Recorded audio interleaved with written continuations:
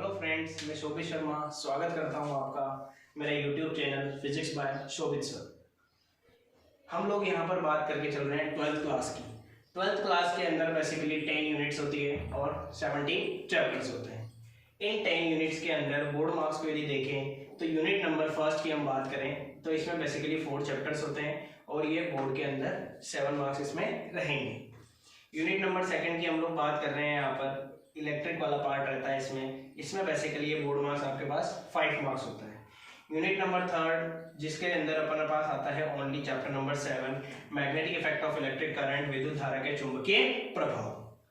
Unit number fourth magnetism and properties of magnetic substance, that means चुंबकत्व एवं चुंबकीय पदार्थों के गुण। बोर्ड के अंदर ये मार्क्स रहते हैं 3 marks. Unit number fifth electromagnetic induction and alternating current, मतलब विद्युत चुंबकीय प्रेरण एवं प्रत्यावर्ती धारा, जो बोर्ड के अंदर आता है आपके पास यहाँ पर 7 मार्क्स का।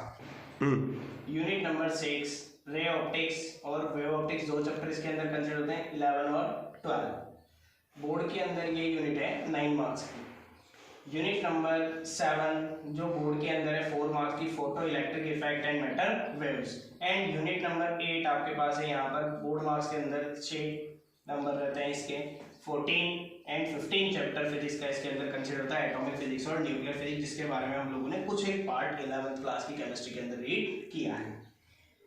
यूनिट नंबर 9 इलेक्ट्रॉनिक्स, इलेक्ट्रॉनिकी, बोर्ड के अंदर जो मार्क्स होते हैं वो 6 मार्क्स होते हैं। इसमें से एक नंबर का, एक 2 नंबर का और एक 3 नंबर का क्वेश्चन रहता है। यूनिट नंबर 10 की हम लोग बात करके चले 17 चैप्टर, लास्ट जो चैप्टर है आपके पास electromagnetic wave, communication system and nano technology.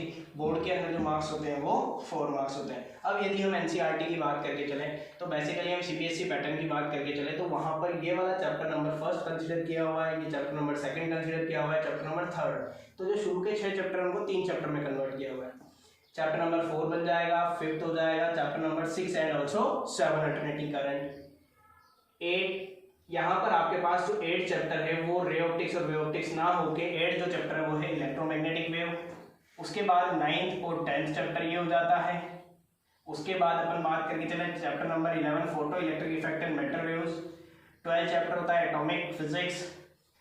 13 chapter होता है nuclear physics and last 14 chapter होता है इलेक्ट्रॉनिक्स। पहले के सिलेबस में हम लोग बात करके चले तो कम्युनिकेशन वाला पार्ट आता था, लेकिन 2020 वाले सिलेबस से कम्युनिकेशन वाला पार्ट हटा दिया गया है और नैनो टेक्नोलॉजी उनके सिलेबस में नहीं है। तो ओवरऑल यदि हम मार्किंग देखते हुए चलें तो टोटल मार्किंग होती है 70 मार्क्स प्लस वहां पर जो रहती है 30 मार्क्स। और यही मार्किंग हम आरबीएससी में देखते हुए चलते हैं तो टोटल हमने अभी भी जोड़ा कि टोटल कनेक्ट किया तो यहाँ पर हमारे पास 56 प्लस 14 मार्क्स जो होते हैं आपके पास वो रहते हैं सेशनल के, प्लस 30 मार्क्स ऑल्सो प्रैक्टिकल। तो टोटल यहाँ पर 100 मार्क्स हो जाते हैं। सीबीएसई पैटर्न के अंदर भी ये है आपके पास, यहाँ पर प्रैक्टिकल मार्क्स तो सेम रहते हैं, बट वहां पर जो मेन पेपर होता है वो 70 मार्क्स का, तो 70 plus 30 that is 100 marks. Okay, अब यहाँ पर जो बेसिकली आप लोग अब देखो इसके अंदर कि यदि हम 4 चैप्टर रीड करके चले तो आपके पास बोर्ड मार्क्स 7 गेन होते हैं।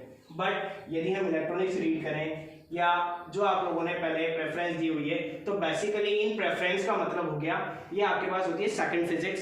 सेकंड फिजिक्स के अंदर 9 मार्क्स ऑप्टिक्स से, 4 marks photo electric effect and matter waves, 6 marks atomic and nuclear physics, electronics 6 marks also and 4 marks. तो टोटल मिला के यहाँ से लेकर यहाँ तक आप लोग यहाँ पर देखो 29 मार्क्स होते हैं और ये बाकी के 10 चैप्टर्स जो बनके चल रहे हैं आपके पास 27 मार्क्स के बनके चल रहे हैं। तो बेसिकली जब 29 और 27 का हम लोग रेशियो देखें तो यहाँ पर आपको 27 मार्क्स के लिए 10 चैप्टर्स रीड करने पड़ेंगे और 29 मार्क्स के लिए हमें कितने चैप्टर रीड करने पड़ेंगे, बेसिकली 7 चैप्टर्स रीड करने पड़ेंगे। अब इसके अंदर अपन बात करके चलें, पहले बेसिकली हम लोग ये ले रहे हैं यूनिट नंबर 7 जो बोर्ड के अंदर जो गेन होता है वो कितने मार्क्स है, 4 marks photo electric effect and matter waves. Okay, चलो चैप्टर नंबर जो हमने यहाँ पर बात करी थी बेसिकली जो चैप्टर आपके पास रहेगा chapter number 13 photo electric current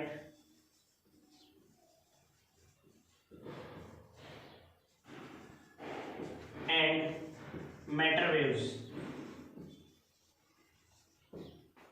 मतलब प्रकाश विद्युत प्रभाव एवं द्रव्य तरंगे। अब बेसिकली इसके अंदर यहाँ पर दो पार्ट कंसिडर किए हैं। पहला पार्ट है प्रकाश विद्युत प्रभाव और दूसरा पार्ट है द्रव्य तरंग। तो हम लोग पहला बेसिकली लेके चल रहे हैं द्रव्य तरंग यानी कि मैटर वेव्स।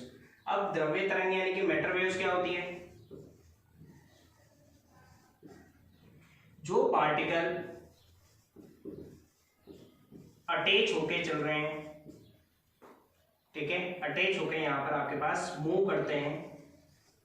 जैसे अपन एग्जांपल में बात करके चलें कि यदि हमने कोई स्टोन यानी कोई पत्थर को फेंकते हैं तो पत्थर जिस मोशन के अंदर जा रहा है या जो वेव कंसीडर कर रहा है, जो वो वेव कहलाती है आपके पास यहाँ पर मैटर वेव्स कहलाती है। ओके, अब मैटर वेव्स के बाद में हम लोग बात करके चले मैटर वेव्स कौन सी वेव होती है, जिसे फोटो इलेक्ट्रिक इफेक्ट के लिए बोला गया ड्यूल नेचर के लिए। ड्यूल नेचर का मतलब क्या हुआ? दो तरह की नेचर। तो ड्यूल नेचर का मीन क्या है आपके पास? ड्यूल नेचर का मतलब है टू टाइप्स की नेचर। तो यहां पर सबसे पहला है प्लांक साहब, ठीक है, और दूसरा है आइंस्टीन साहब। तो पहले तो एक्सप्लेन किया प्लांक ने और दूसरा एक्सप्लेन किया आइंस्टीन साहब ने। प्लांक जो फॉर्मूला था, प्लांक का हमने फॉर्मूला यहाँ पर बेसिकली 11th क्लास में रीड किया था, E is equal to h new.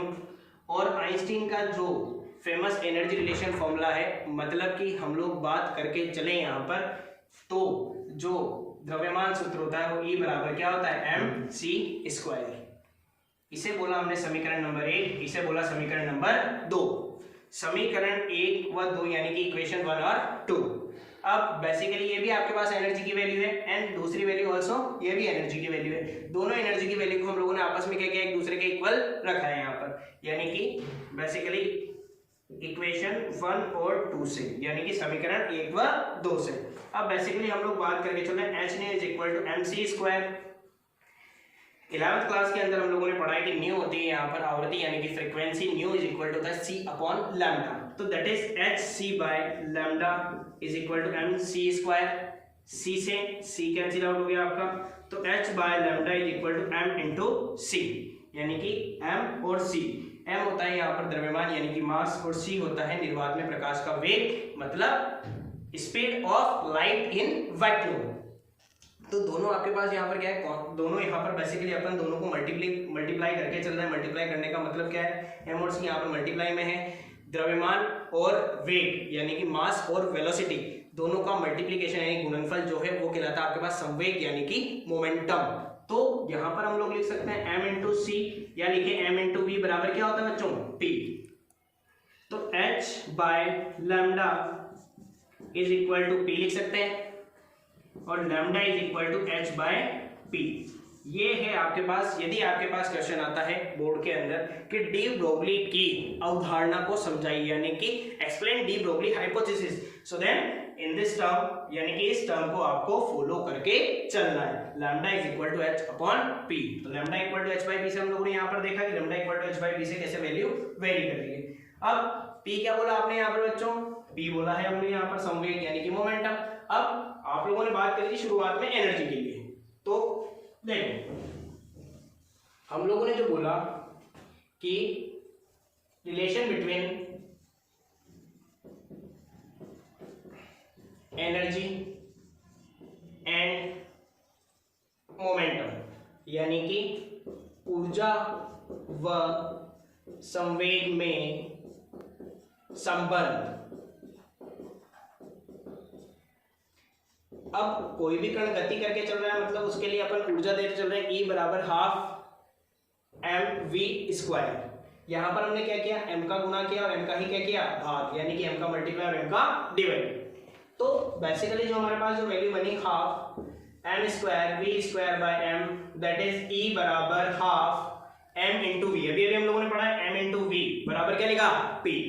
तो p² अपॉन 2m, तो E बराबर हो गया p² अपॉन 2m, मतलब p² बराबर हम लोग क्या लिख सकते हैं बच्चों यहाँ पर? 2m और p बराबर √2me।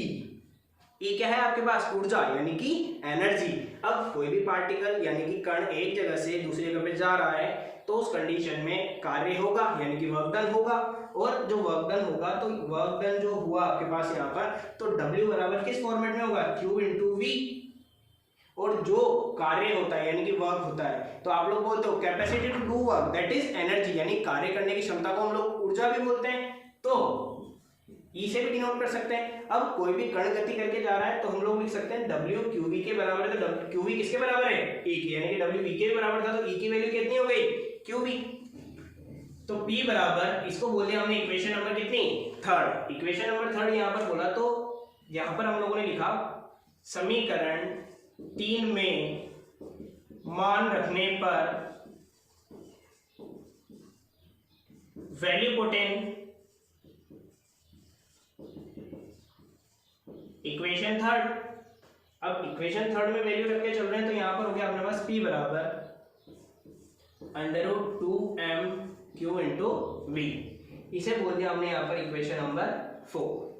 यहाँ पर हम इसको इक्वेशन अलग देनी पड़ेगी, क्यों, क्योंकि ये क्या है, डी ब्रोगली हाइपोथेसिस की इक्वेशन है, तो इसको दे दिया मैंने इक्वेशन नंबर ए, यानी कि समीकरण ए। तो यहाँ पर अब हम लोगों ने क्या किया, इक्वेशन ए के अंदर वैल्यू को पुट किया, यानी कि बेसिकली जो P की वैल्यू हम लोगों ने निकाली वो कौन सी समीकरण में रखी है, ए समीकरण के अंदर। तो ए समीकरण के अंदर वैल्यू रखेंगे तो क्या बनेगा अपने पास, √2mq इंटू V। तो ये बेसिकली ये मेन फॉर्मूला है।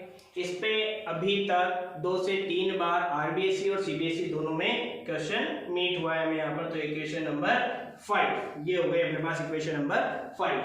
अब देखो यहाँ पे आने के बाद में हम लोग क्या करके चलते हैं बच्चों, 5 तरह के कण होते हैं अपने पास। यहाँ पर 5 कण कौन कौन से होते हैं, कि पहला कण जो होता है वो है इलेक्ट्रॉन, दूसरा है प्रोटॉन, तीसरा है अल्फा कण, चौथा है ड्यूट्रॉन और पांचवा है न्यूट्रॉन। तो बेसिकली 4 कण जो है अपने पास, इन सभी के लिए आवेश है, लेकिन न्यूट्रॉन क्या होता है, निरावेशित यानी कि न्यूट्रल होता है। यानी कि जो 4 अपने पार्टिकल बोले उनके पास में सभी के पास अपना अपना चार्ज था, बट न्यूट्रॉन के पास में चार्ज लेस था, यानी कि चार्ज नहीं था। तो अब देखो हम लोग यहाँ पर लास्ट जो अपने इक्वेशन मेक करते हैं, lambda equal to h upon √2mq into V, इसको लेकर चलेंगे यहाँ से। फर्स्ट आता है लैम्डा के जाती है वेवलेंथ, यानी कि तरंग दैर्घ्य। तो फॉर इलेक्ट्रॉन, यानी कि इलेक्ट्रॉन के लिए, इसको अपन मार्क करके चले, यहाँ पर हिंदी में अपन इसको मेंशन करके चलते हैं, इलेक्ट्रॉन के लिए तरंग दे देते हैं। तो बेसिकली लैम्डा ई बराबर h अपॉन √2mE/QV। h अपन ने पहले पढ़ा, h क्या था, प्लांक नियतांक या Planck constant, me mass of the electron यानी कि इलेक्ट्रॉन का द्रव्यमान, QE charge of the electron मतलब कि इलेक्ट्रॉन का आवेश, और V होता है विभवांतर। विभवांतर का मतलब होता है इलेक्ट्रिक पोटेंशियल, यानी कि पोटेंशियल डिफरेंस से भी आप लोग इसको डिनोट कर सकते हैं। तो लैम्डा ई बराबर, इनकी वैल्यू फिक्स वैल्यू होती है अपने पास। यहाँ पर 11th क्लास के अंदर अपन ने रीड किया था 6.6 into 10⁻34 √2 me mass of the electron, that is 9.1 into 10⁻31 kg. Charge of the electron, that is 1.6 into 10⁻19 into V. तो लैम्डा ही अपने पास यहाँ पर जो मीट हुआ बेसिकली वो कितना होता है। अब इन सारी प्रोसेस को अपने को सॉल्व करके यहाँ पर मेंशन करना नहीं होता है, अपन इसको डायरेक्ट यूज में लेके चलेंगे 12.27 बाय √V/1। इसका फाइनल आंसर अपने को ध्यान रख के चलना है, क्योंकि बच्चों बेसिकली जो आपसे पूछा जाता है वो अपन एग्जाम की बात करके चलें तो 2019 के अंदर, 2017 के अंदर, 2015 के अंदर बेसिकली इनके क्वेश्चन थे जहाँ पर आपको इलेक्ट्रॉन की वेवलेंथ पूछता है, यानी कि इलेक्ट्रॉन की तरंग दैर्घ्य पूछता है, और इसमें V आपको वहाँ पर गिवन रहेगा। 100 वोल्ट होता है, 10 वोल्ट होता है, 1000 वोल्ट होता है। तो वहाँ पर डायरेक्ट फॉर्मूला बेसिस अपन इस क्वेश्चन को अटेम्प्ट कर सकते हैं। अब बात आती है इसके बाद second point, for proton.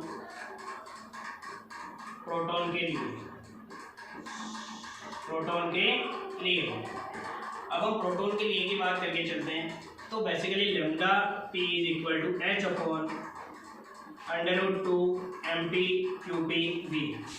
H वही रहेगा अपने पास, मान लिया था।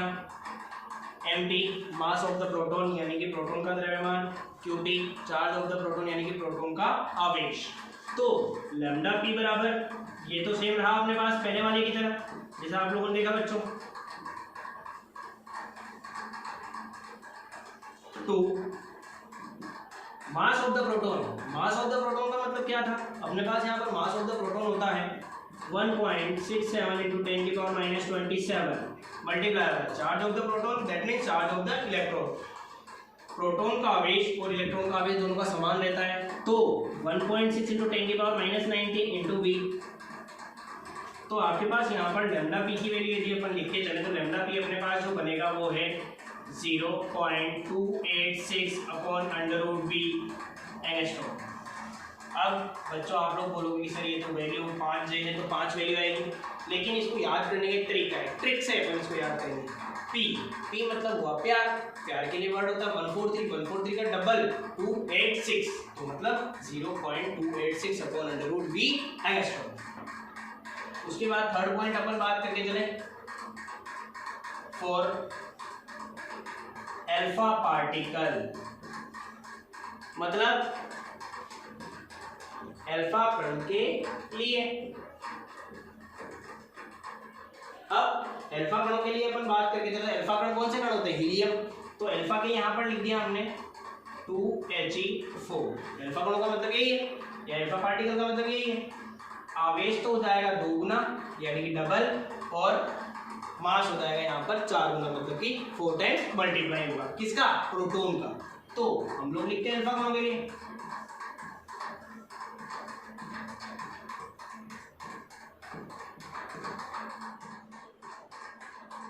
अब देखिए मास और चार्ज, H अपॉन मास कितने टाइम बोला आपने, 4 टाइम्स 4 mp।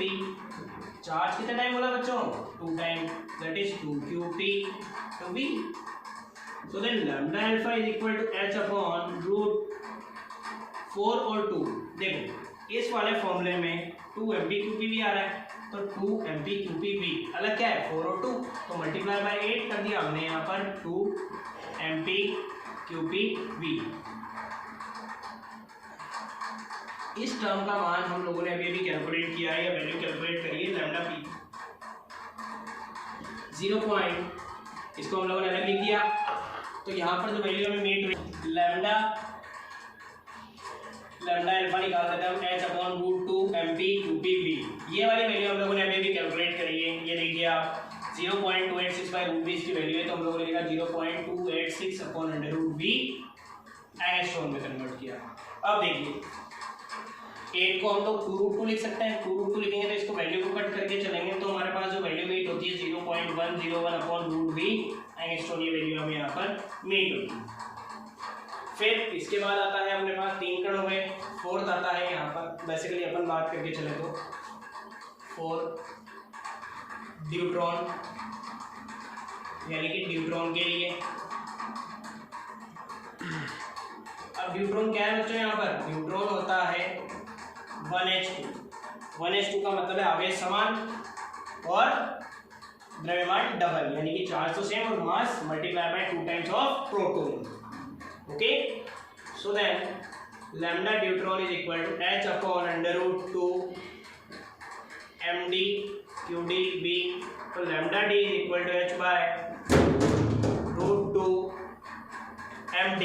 md का मतलब होता है mass of the deuteron, mass of the deuteron का मतलब क्या है यहाँ पर double mass of the proton, so then 2 mp। Charge क्या है सेम, तो qp into v। अब वापस चलते हैं अपन प्रोटॉन पर, h upon √2 mp qp v। h upon √2 mp qp v का मतलब क्या है, देखो 2 लगा रहा है only 1/√2 h upon √2 mp qp v। ये वाली वैल्यू किसके इक्वल हो गई बच्चों, 1/√2 किसके इक्वल हो गई बोलो, लैम्डा पी के इक्वल हो गई। तो यहाँ पर हम लोगों ने लैम्डा पी की वैल्यू रखी 0.286 बाय √v। जब हम लोग इसको कट करके चलेंगे तो ये क्या होता है, जस्ट डबल होता है। डबल कैसे,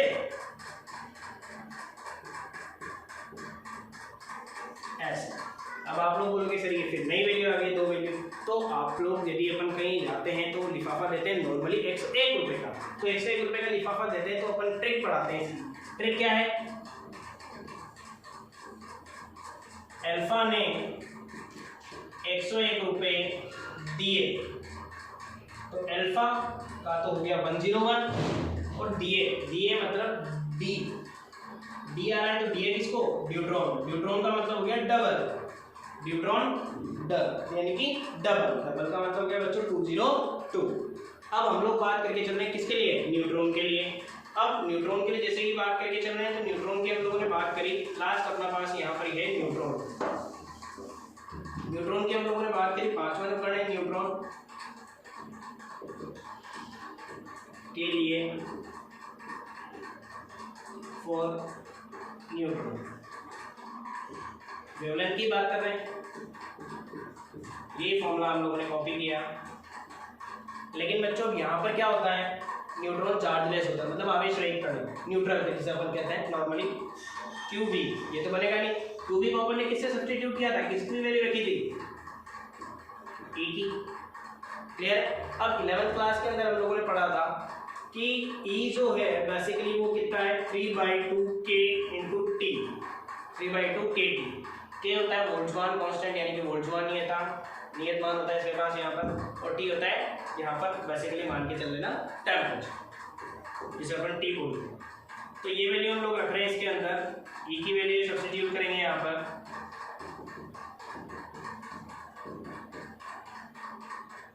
टू से 2 कैंसिल आउट हो गया, lambda is equal to h upon 3m kT।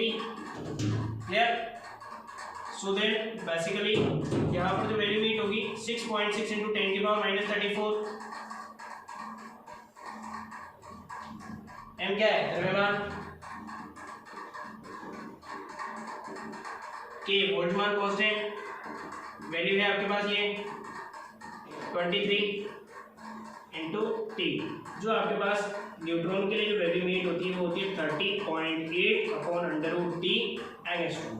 Okay, Boltzmann constant की वैल्यू फिक्स है आपके पास यहाँ पर, तो बेसिकली हम लोग बोल्ट्जमान कांस्टेंट की वैल्यू लेके चल रहे हैं। Okay, thank you. Next topic है अपना Davisson Germer experiment, Davisson Germer प्रयोग।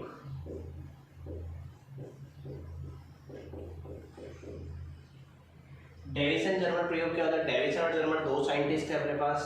तो डेविसन और जर्मर ने जो एक्सपेरिमेंट किया उसके अंदर ये बताया कि इलेक्ट्रॉन पार्टिकल नेचर का था और एक्सरे वेव नेचर की थी। मतलब इलेक्ट्रॉन को एक कणीय प्रकृति बताया गया तथा एक्सरे को तरंगीय प्रकृति बताया गया। तो इनका मेन उद्देश्य या एम क्या था अपने पास, यहाँ पर उद्देश्य बोल सकते हैं अपन या एम बोले तो उद्देश्य था lambda E is equal to lambda X, मतलब इलेक्ट्रॉन की तरंग दे रहे इलेक्ट्रॉन की वेवलेंथ को एक्सरे की वेवलेंथ के इक्वल बताना। उसके बाद अपने पास में यहाँ पर आता है नेक्स्ट प्रिंसिपल यानी कि उद्देश्य। ठीक है, प्रिंसिपल का मतलब हो गया सिद्धांत, सॉरी जिसे अपन कह सकते हैं। सिद्धांत का मतलब क्या था यहाँ पर, इसका सिद्धांत था डिफ्रैक्शन यानी कि विवर्तन।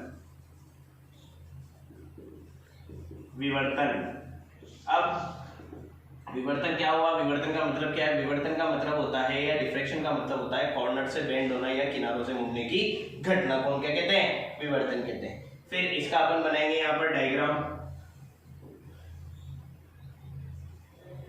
यानी कि चित्र जिसे अपन ने बोला। यहाँ पर चित्र के अंदर हमने सबसे पहले क्या बनाया, एक इलेक्ट्रॉन गन बनाए,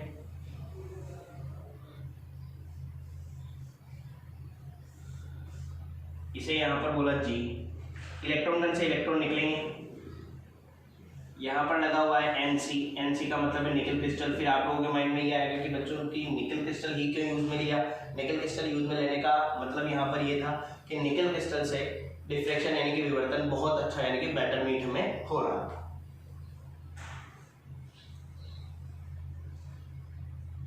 मुड़े यहाँ लगा होता है आईसी, आईसी का मतलब होता है आयनाइजिंग चेंबर यानी कि आयनन कक्ष।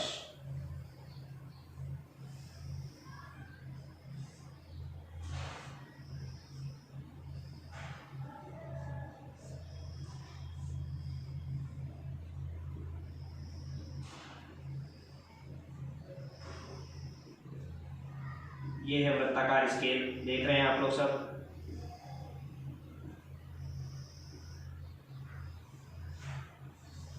यहाँ लगा हुआ है गैल्वेनोमीटर।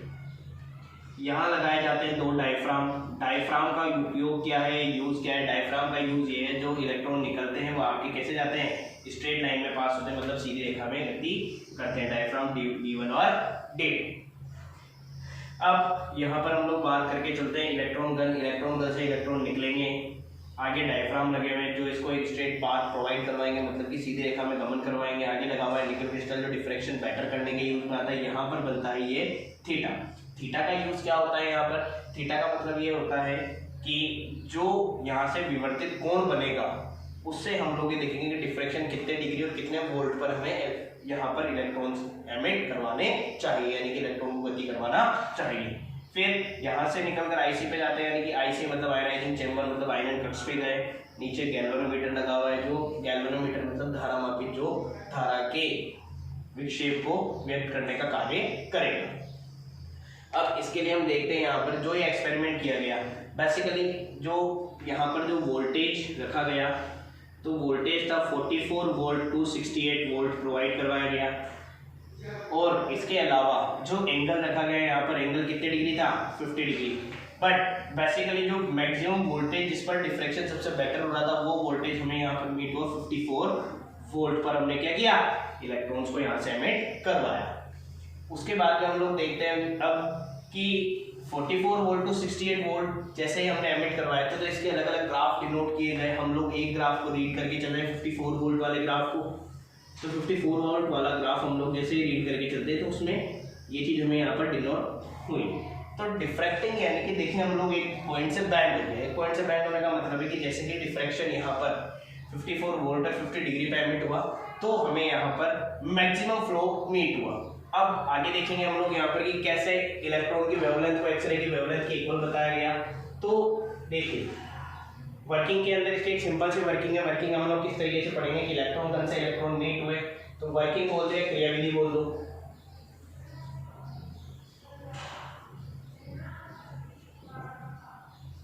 अब हम लोग इसके एक पॉइंट को रीड करके चलेंगे। इलेक्ट्रॉन गन का मेन यूज क्या था, इलेक्ट्रॉन्स को एमिट करवाना। NC that is nickel crystal, nickel crystal के बीच में जो इंट्रामोलिकुलर डिस्टेंस होती है वो है 2.15 एंगस्ट्रॉम, या आप ये कह सकते हो आप लोग एनसीईआरटी के अकॉर्डिंग हम लोग ये बात करके चलते हैं इस डिस्टेंस को, यहाँ पर इंट्रामोलिकुलर डिस्टेंस को बोला गया है 0.94।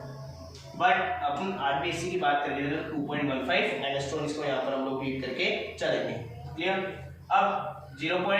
आप लोगों ने बोला यहाँ पर, सॉरी 2.15 एंगस्ट्रॉम जो अपन ने बोला है इंट्रामोलिकुलर डिस्टेंस बोल दो, या फिर अपन इसको हिंदी में पढ़ते हैं तो अंतरा परमाणुविक दूरी। आईसी आयनन कक्ष, आयनन कक्ष के अंदर गैसेस भरी होती है जैसे SO2, N2, O2 एक्सेट्रा, अलग अलग टाइप की गैसेस भरी होती है। और ये जी अपने पास गैल्वेनोमीटर हो गया।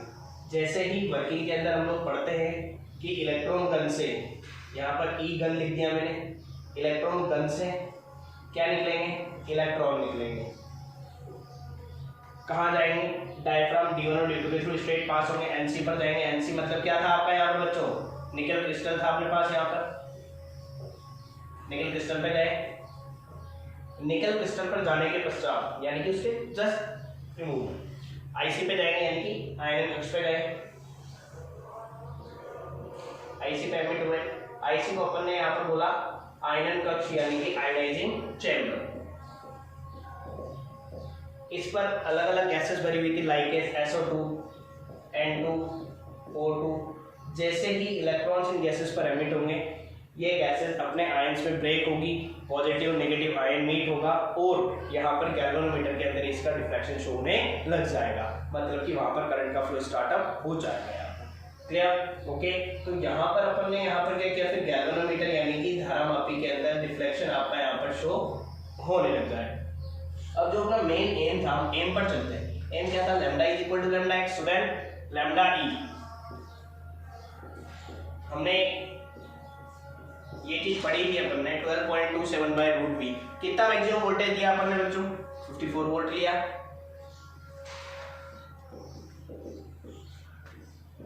√54 is equal to that is 1.65 angstrom. Lambda ही तो आपने निकाल लिया, लेकिन दूसरा क्या निकालना है, लैम्डा एक्स। अब लैम्डा एक्स निकालने के लिए हम लोग क्या बोलते हैं, लैम्डा एक्स के लिए हमने बात करी यहाँ पर, तो लैम्डा एक्स के लिए जो हमने बोला, तो ये ब्रैग साइंटिस्ट था, ब्रैग उसी के नाम पर हमने इक्वेशन दी गई, ब्रैग इक्वेशन बोला जाता है इसे, ब्रैग समीकरण। अब ब्रैग समीकरण क्या है, ब्रैग समीकरण है n lambda equal to D sine theta. बहुत से बुक या गाइड वगैरह के आप लोग पढ़ोगे, n lambda equal to 2d sine theta भी होती है। जब इंट्रामोलिकुलर डिस्टेंस कम होगी तो थीटा इंक्रीज हो जाएगा। नंबर ऑफ इलेक्ट्रॉन का एक है तो n की वैल्यू 1 हो गई, लैम्डा इक्वल टू डी। आप लोगों ने इंट्रामोलिकुलर डिस्टेंस यानी कि अंतरापरमाणु दूरी कितनी बताई हमने यहाँ पर 2.15 एंगस्ट्रॉम बोली। कितने डिग्री पर था बच्चों, 50 डिग्री। लैम्डा एक्स चल रही है sin 50 that is 0.766, lambda x is equal to 1.67 angstrom. अब आप लोग यहाँ पर देख रहे हैं लैम्डा x ये रहा, लैम्डा ये रहा, 1.65 एंगस्ट्रॉम है, 1.67 एंगस्ट्रॉम, दोनों वैल्यूज लगभग एक दूसरे के इक्वल। तो डेविसन जर्मर का मेन एम यही था कि पार्टिकल नेचर को किसके इक्वल बताना, वेव नेचर के इक्वल बताना, यानी कि इलेक्ट्रॉन की वेवलेंथ को एक्सरे की वेवलेंथ के इक्वल बताना। तो हम लोगों ने यहाँ पर ये प्रूव कर दिया है। ओके, नेक्स्ट अब आप लोग देखेंगे डेविसन जर्मर एक्सपेरिमेंट के जस्ट बाद में अपन बात करके चले फोटो इलेक्ट्रिक इफेक्ट की।